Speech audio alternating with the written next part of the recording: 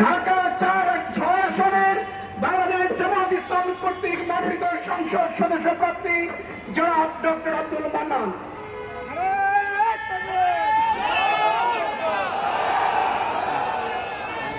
আলহামদুলিল্লাহ আলহামদুলিল্লাহ কাফা সালামুন আলা ইবাদিল্লাযিনা ইসতাফা মা বাদ।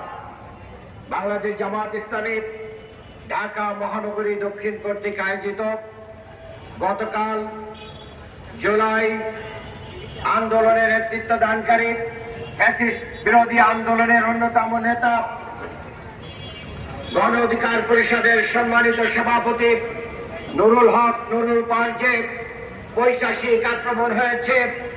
এই আক্রমণের প্রতিবাদে আয়োজিত এই সমাবেশ এবং মিছিলের সংগ্রামী সভাপতি বাংলাদেশ জামাত ইসলামীর ঢাকা মহানগরীর দক্ষিণের সংগ্রামী নায়েবে আমির শ্রদ্ধাভাজন দায়িত্বশীল অ্যাডভোকেট ডক্টর হেলাল উদ্দিন ইতিমধ্যেই আমাদের মাঝে এসে উপস্থিত হয়েছেন।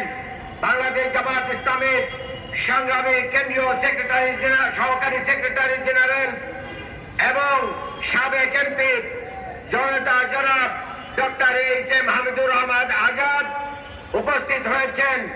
আমাদের সংগ্রামী কেন্দ্রীয় সহকারী সেক্রেটারি জেনারেল জনাব